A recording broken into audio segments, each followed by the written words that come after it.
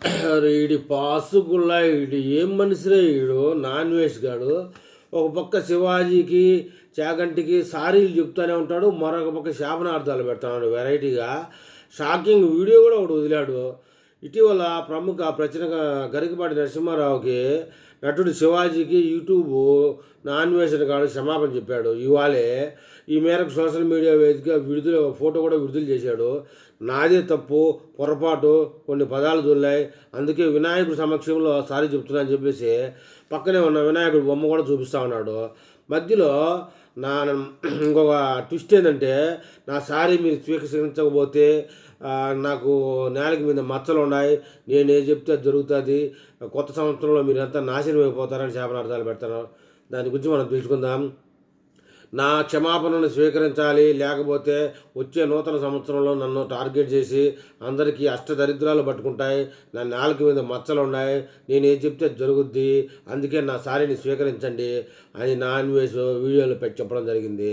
కాగా నటుడు శివాజీ, గరికపాటి నరసింహారావు హిందూ దేవతలపై యూట్యూబర్ నాన్ వెజ్ తీవ్రమైన వ్యాఖ్యలు చేయడం, ముఖ్యంగా సీతాదేవి మీద చేయడం మనకు తెలిసిందే. దీంతో చాలామంది ఆయనపై కోపంతో రగిలిపోయి నెటిజన్లు అన్ఫాలో చేయడం, దాదాపుగా 5 లక్షల మంది రిపోర్ట్లు కొట్టడం, భయపడిపోయాడు. నా ఛానల్ ఏడ మోసకపోద్దోనే, నా ఛానల్ మోసకపోతే నాకు జీవనోపాధి ఉండదు అని చెప్పేసి భయపడుతూ సారీ చెప్తున్నాడు.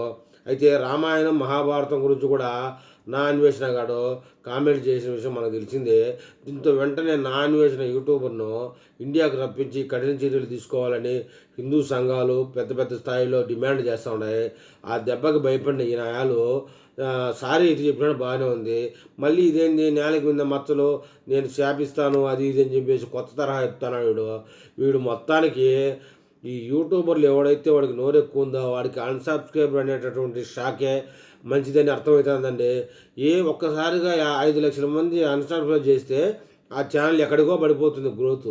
ఈ విషయాన్ని గమనించిన ఈ న్యాయాలు మళ్ళీ కాళ్ళబేరానికి వచ్చాడు కానీ వీడికి మళ్ళీ శాపనార్థాలు.